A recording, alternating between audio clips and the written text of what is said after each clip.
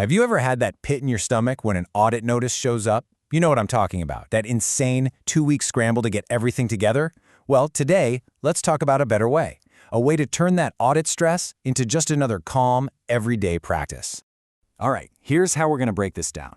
First, we'll dive into that chaotic scramble that's all too familiar. Then, we're going to completely reframe the problem, shifting our mindset.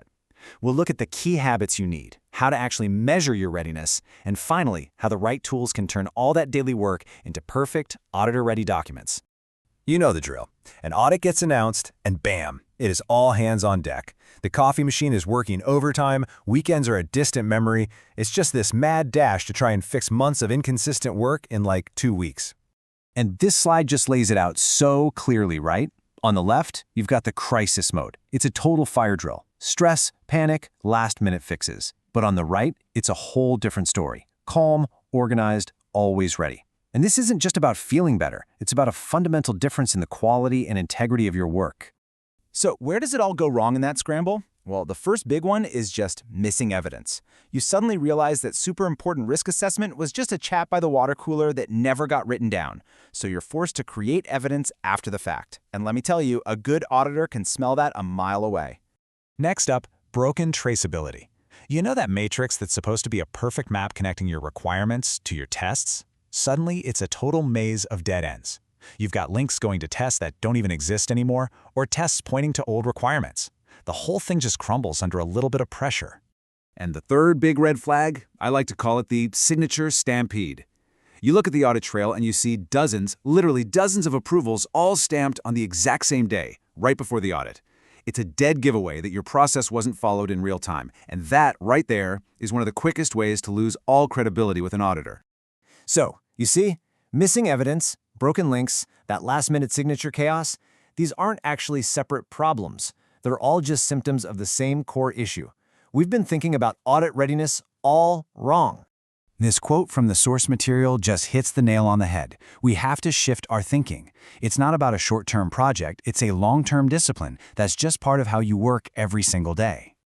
Okay, so if it's a practice, what does that actually look like day to day? Well, it really just boils down to 3 simple but super powerful habits that lay the groundwork for real quality.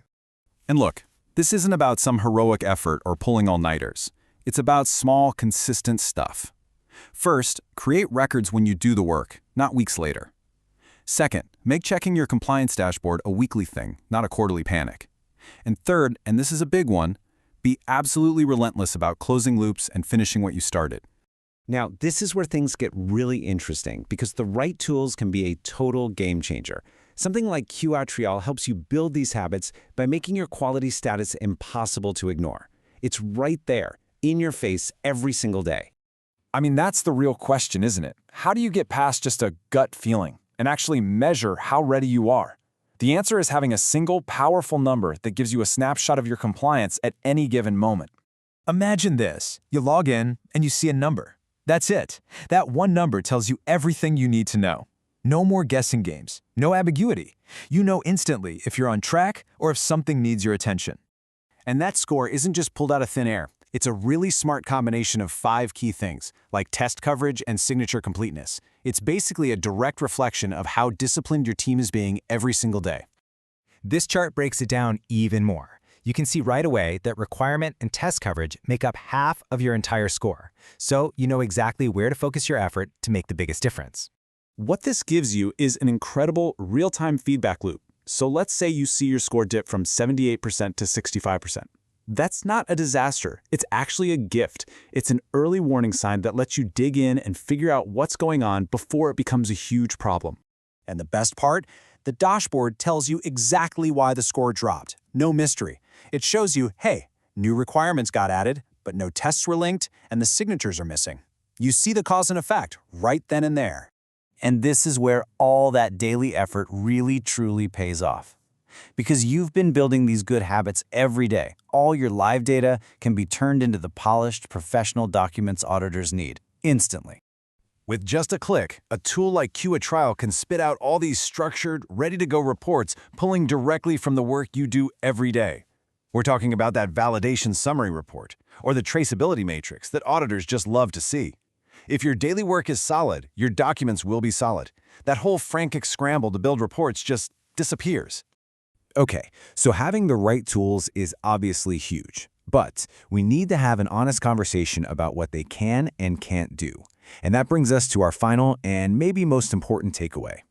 And here it is. This is the truth. A great tool can give you amazing visibility. It can shine a huge spotlight on all the gaps in your process, but it absolutely cannot replace human discipline. The software can show you what's broken, but it's still on you and your team to actually fix it.